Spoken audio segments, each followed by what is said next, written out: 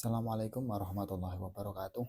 Perkenalkan, saya Fernanda Andika Saputra dari program studi ilmu Al-Quran dan Tafsir semester 4. Tujuan saya membuat video ini yaitu guna untuk memenuhi tugas ulangan akhir semester dari mata kuliah Tafsir Indonesia yang diampu oleh Ibu dosen Siti Robika. Oke. Jadi di sini saya akan menyampaikan salah satu tafsir karya seorang ulama, karya seorang mufassir yang bernama Mahmud Yunus. Kitab tafsirnya yaitu berjudul Tafsir Al-Quran Karim. Jadi secara lebih lanjut, selanjutnya kita akan membahas tentang biografi, kemudian metode, corak, sumber penafsiran, dan kelebihan dan kekurangan dari tafsir tersebut. Oke. Yang pertama, tentu kita tidak bisa memahami tafsir tanpa memahami biografi terlebih dahulu dari seorang mufassir tersebut. Nah, biografi penulis kitab tafsir Al-Quran Karim itu adalah Mahmud Yunus. Jadi beliau merupakan seorang mufassir, seorang intelektual, seorang pemikir Islam, serta seorang penerjemah Al-Quran. Nah, beliau lahir di Sungayang, Batu Sangkar pada tanggal 10 Februari tahun 1899. Beliau merupakan tokoh pendidikan Islam dengan kecerdasannya yang sudah terlihat sejak kecil. Nah, sewaktu ia berumur 7 tahun, beliau itu sudah mengaji dan menghafal Al-Quran pada kakeknya yang bernama Muhammad Tahir bin Muhammad Ali. Nah, selain menghafalkan Al-Quran, beliau juga membantu kakeknya untuk mengajarkan Al-Quran di surau-surau di kampungnya. Nah, jadi selain menghafalkan Al-Quran, beliau juga merupakan seorang pengajar Al-Quran di suatu surau di kampung beliau. Nah, Mahmud Yunus ini merupakan seorang yang memiliki tekad atau ambisi yang sangat serius, terutamanya dalam hal menuntut ilmu, dan tidak ragu lagi, dan keilmuan beliau sudah tidak bisa diragukan lagi karena memang dari kecil beliau itu gemar sekali menuntut ilmu gitu. Nah, jenjang selanjutnya setelah madrasah school atau bisa disebut SD, sekolah menengah, sekolah dasar, beliau itu lanjut sekolah di Al-Azhar, Mesir. Nah, kemudian setelah beliau lulus dari Al-Azhar, kemudian beliau melanjutkan ke Darul Ulum. Mahmud Yunus tidak hanya melalui berbagai jenjang pendidikan, tetapi ia juga melakukan pembaruan pada lembaga pendidikan. Bahkan juga turut mendirikan lembaga pendidikan. Nah, jadi selain Mahmud Yunus ini turun langsung untuk memberikan pendidikan kepada masyarakat, beliau juga istilahnya itu merevolusi atau merubah konsep pendidikan yang ada di Indonesia seperti itu. Dengan belajarnya beliau di Al-Azhar yang mendapatkan pemikiran-pemikiran dari negara timur tersebut. Nah, beliau itu menerapkannya dalam konsep pembelajaran di negara Indonesia. Nah, kemudian kita masuk ke sekilas atau kita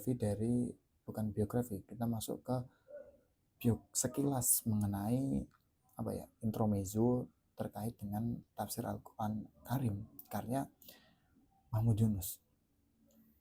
Jadi ini merupakan salah satu terjemahan dan tafsir yang paling monumental dan terkenal ya, yang mungkin kita sudah sebagai mufassir itu tidak asing dengan kitab tersebut karena memang seringkali menjadi bahan rujukan dan bahan perbandingan mengenai suatu penelitian ya. Di kitab tersebut disusun secara bertahap mulai tahun 1922 hingga sekitar tahun 1938. Jadi kitab tersebut itu terdiri dari 30 juz ya. Pembahasannya itu lengkap dari Al-Fatihah sampai An-Nas, 30 juz sendiri. Nah, di tafsir ini itu disusun menggunakan sistematika tahlili atau secara runtut.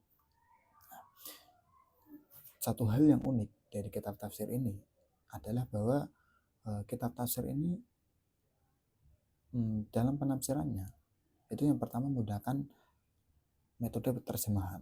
Jadi setelah menulis ayat pada sisi kanan kertas, kemudian pada sisi kirinya itu terdapat terjemahan. Nah, tetapi nanti ketika menafsirkan suatu penerjemahan yang istilahnya itu asing atau tidak awam terdengar oleh masyarakat, maka ciri khas yang menjadi keunikan dari tafsir Al-Quran Karim ini adalah penggunaan footnote untuk penafsiran tersebut. Jadi nanti ketika kita merujuk kepada kitab tafsirnya langsung, maka tidak dapat dihiraukan lagi bahwa di kitab tersebut nanti akan menggunakan sistem footnote. Nah, footnote tersebut digunakan sebagai penjelas atau bayan menjelaskan mengenai penafsiran Al-Quran yang masih diambang kebingungan.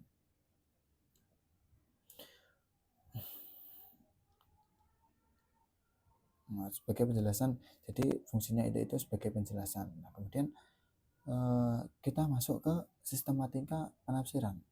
Yang pertama yaitu pengantar surat atau identitas surat. Jadi sebelum memasuki ayat-ayat, nah terlebih dahulu Mahmud Yunus itu memaparkan identitas surat. Misal nama surat, menyebutkan nama surat secara jelas, kemudian arti dari nama surat tersebut itu apa. Kemudian yang kedua yaitu tempat turunnya, mulai dari Mekah atau Madaniyah. Nah, penjelasan bahwa ayat tersebut atau surat tersebut itu dominan turun di Mekah atau di Madinah. Kemudian di bawahnya lagi ada penuturan jumlah ayat. Jadi selain nama surat dan Makkiyah atau Madaniyah, jadi ada yang namanya jumlah ayat dalam surat tersebut.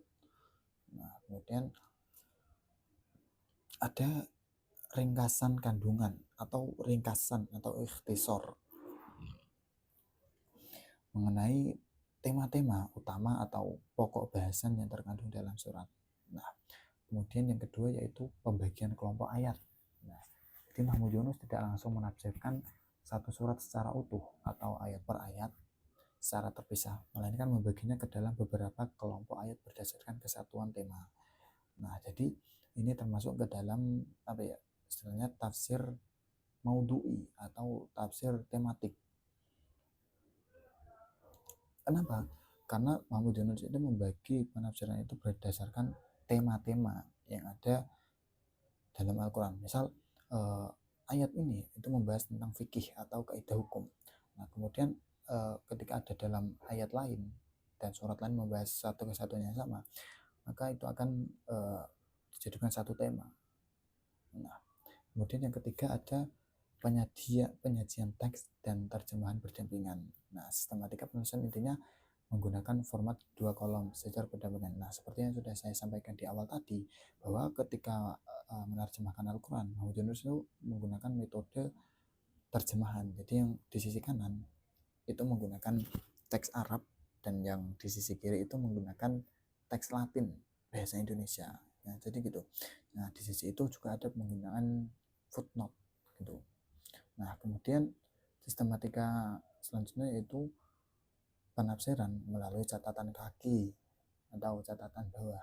Nah, ini adalah karakteristik yang ditonjolkan dari tafsir Mahmud Yunus ini sendiri, karena ruang kolom terjemahan terbatas, penafsiran dan penjelasan yang lebih mendalam diletakkan di bagian bawah halaman sebagai catatan kaki. Nah, sering disebut juga catatan pinggir lah. Di sini Mahmud Yunus itu memberikan kosakata atau mufrodat, nah, atau beliau itu memberikan penjelasan terkait mungkin istilah yang sulit dipahami dan membutuhkan makna kontekstual yang bisa dipahami oleh masyarakat sekarang. Nah, kemudian ada sebab turunnya ayat. Jadi kemudian nanti ketika masuk kepada satu ayat tertentu, maka nanti akan diberikan footnote mengenai sebab-sebab turunnya tersebut, kisah-kisah seperti itu. Nah, kemudian ada penjelasan hukum dan akidah, uraian teologis atau fikih secara ringkas jika ayat yang bersangkutan membahas tentang syariat atau hukum-hukum Islam. Nah, kemudian kita masuk pembahasan selanjutnya yaitu sumber penafsiran tafsir. Nah, jadi ketika kita melihat kitab tafsir, itu tentunya memiliki sumber acuan atau sumber penafsiran ketika menafsirkan bahwa beliau ini merujuk pada suatu kitab tertentu seperti itu. Nah, sedangkan kalau Muhammad Yunus ini berpegang teguh pada prinsip bahwa sumber terbaik untuk menjelaskan Al-Quran adalah teks-teks otoritatif keagamaan itu sendiri, yang meliputi yang pertama tentu merujuk pada teks Al-Quran Karim. Nah, yang kedua tentu hadis-hadis Nabi Muhammad SAW. Jadi ini maksudnya tafsir bil maksur gitu. Nah, menggunakan kemudian yang kedua ada sumber penafsiran yaitu kitab-kitab tafsir klasik. Nah, jadi Muhammad Yunus juga menggunakan sumber kitab-kitab tafsir klasik mulai dari kitab tafsir Jalalain karya Al-Mahalli, Jalaluddin Al-Mahalli dan Mali As-Suyuti. Kemudian ada tafsir Al-Kasyaf karya Az-Zamakhsyari. Kemudian ada tafsir Al-Qurtubi dan tafsir Ibnu Katsir. Nah, kemudian selain menggunakan kitab tafsir klasik, Muhammad Yunus juga menggunakan kitab-kitab tafsir kontemporer. Contohnya tafsir Al-Manar karya Muhammad Abduh dan Sayyid Rasyid Ridho. Jadi itu dijadikan oleh Muhammad Abduh jadi itu dijadikan Muhammad Yunus sebagai acuan atau sumber rujukan karena memang Muhammad Yunus ini pernah belajar menuntut ilmu di Al-Azhar. Nah, selanjutnya pembahasan yang terakhir yaitu mengenai kelebihan dan kekurangan dari tafsir karya Muhammad Yunus itu sendiri. Nah, yang pertama yaitu tentang kelebihan. Kelebihan yang pertama, bahasa yang sederhana dan populer. Itu menggunakan bahasa Indonesia yang lugas, bersahaja, dan mudah dicerna. Nah, tafsir ini sengaja dirancang agar bisa dipahami oleh masyarakat awam yang tidak memiliki latar belakang pendidikan bahasa Arab tinggi. Nah, fungsinya itu terletak pada fungsinya. Jadi kegunaan pada tafsir Al-Quran Karim karya Muhammad Yunus ini terletak pada kegunaannya sebagai metode penerjemahan untuk masyarakat Indonesia yang mungkin notabene belum begitu lihai, belum begitu bisa untuk memahami karya teks Arab gitu. Kemudian sistematika praktis, menggunakan format 2 kolom seperti yang sudah saya sampaikan tadi, menggunakan teks Arab dan terjemahan bahasa Indonesia pada sisi satunya. Kemudian yang ketiga, objektif dan netral, bebas dari ego mazhab. Jadi tafsir karya Muhammad Yunus ini tidak berfokus pada satu mazhab tertentu atau condong pada satu mazhab tertentu, tetapi beliau ini objektif serta sportif. Jadi tidak mengedepankan satu mazhab tertentu. Nah, kemudian yang keempat yaitu sebagai pelopor tafsir lokal di Nusantara. Nah, jadi memang karya Muhammad Yunus ini, tafsir karya Muhammad Yunus ini digunakan oleh berbagai macam golongan, termasuknya orang Islam di Indonesia sebagai sumber rujukan, terutama mungkin bagi seorang mahasiswa sebagai sumber rujukan skripsi. Jadi tafsir karya Muhammad Yunus ini digunakan sebagai mungkin bahan penelitian sebagai syarat untuk mendapatkan gelar sarjana. Nah, kemudian kita masuk ke kekurangan yang dimiliki oleh tafsir Al-Quran Karim karya Muhammad Yunus. Nah, yang pertama yaitu penjelasan terlalu ringkas. Seperti yang saya sampaikan tadi, bahwa kalau footnote-nya itu terkesan masuk ke dalam adanya itu ketika membahas tentang suatu istilah yang mungkin sulit. Nah, bisa dikatakan bahwa karya Muhammad Yunus ini hanya sekedar terjemahan dari teks asli ayat Al-Quran. Nah, kemudian yang kedua, kurang mendalam dalam analisis linguistik dan balaghah. Jadi tafsir tersebut itu tidak begitu spesifik membahas mengenai tentang kebahasaan dan balaghah yang ada dalam Al-Quran itu sendiri. Nah, kemudian yang ketiga yaitu keterbatasan diskursus atau keterbatasan bahan diskusi hukum kontemporer. Jadi semakin berkembangnya waktu, tafsir tersebut itu hanya penafsiran yang dilakukan Muhammad Yunus itu hanya terkesan konteks zaman konteks sosial yang terjadi pada saat Mahmud Yunus ini menulis tafsir. Nah, mungkin kurang lebih begitu yang dapat saya sampaikan mengenai beberapa, mulai dari biografi, kemudian karakteristik, metode, dan kelebihan yang ada dalam tafsir Al-Quran Karim dari Mahmud Yunus. Mungkin saya cukupkan video ini, jadi kurang lebihnya mohon maaf. Wassalamualaikum warahmatullahi wabarakatuh.